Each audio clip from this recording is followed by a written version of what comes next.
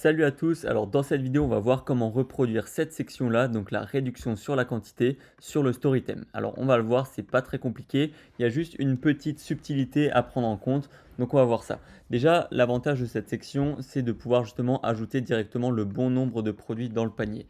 Donc ça c'est cool, par contre l'inconvénient c'est qu'on ne peut pas choisir des variantes, donc ça sera soit toutes les variantes d'une même couleur, ou alors il faut voir directement avec son agent pour essayer de dès qu'il y a des commandes de plusieurs produits comme ça, de sélectionner certaines variantes. Mais bon, ça c'est un détail. Ce qui est cool, c'est qu'on peut déjà ajouter plusieurs produits au panier.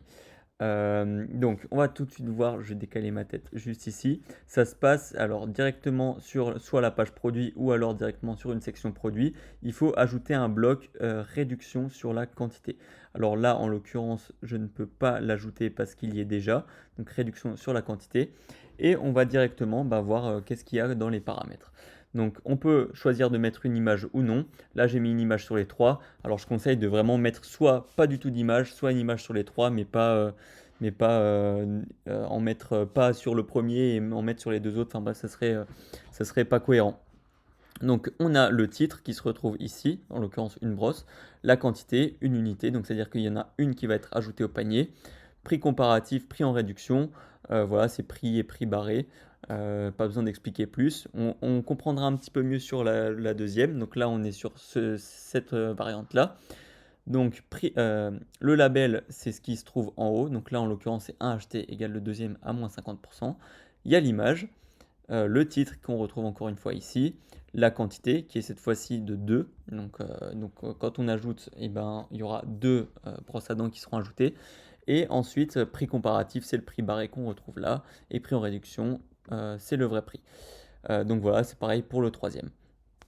Alors, la subtilité du coup avec cette section-là, c'est que pour que ça fonctionne, il faut mettre en place des réductions automatiques. Donc, si maintenant je ne mets pas de réduction automatique, ça va tout simplement me mettre deux brosses à dents à 19,90, 19,99 au lieu de ce prix-là. Donc, moi, on peut voir que je l'ai déjà paramétré. Donc, on va juste enlever tout ça.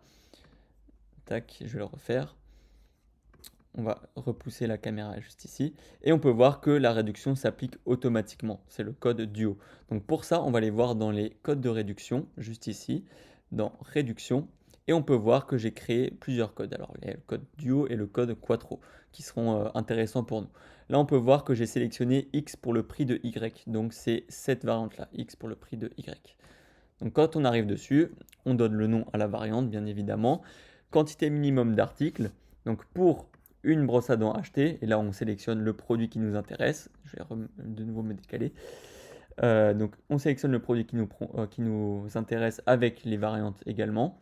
Donc pour ce produit-là acheté, le client obtient un produit et là on recoche les produits et les variantes qui sont concernés. Ensuite on met la réduction, donc là en l'occurrence c'est 50% sur le deuxième, donc c'est une brosse à dents à 10 euros au lieu de 20, donc c'est pour ça que j'ai mis 50%. Après pour le reste, voilà, moi j'ai coché ça, mais après à toi de voir selon tes besoins. On va voir vite fait pour le code Quattro comment je l'ai fait. Donc quantité pour 3 articles, donc c'est toujours un X pour le prix de Y. Donc pour 3 articles achetés, donc des mêmes brosses à dents, le client obtient une brosse à dents. Et cette fois-ci, j'ai mis gratuit. Et il faut surtout, alors il faut faire attention parce que j'ai oublié de le préciser, mais quand on crée une réduction, il faut que ce soit absolument une réduction automatique. Donc là, quand on crée, il ne faut pas cliquer sur code de réduction, mais sur réduction automatique. C'est très important, sinon ça ne va pas marcher.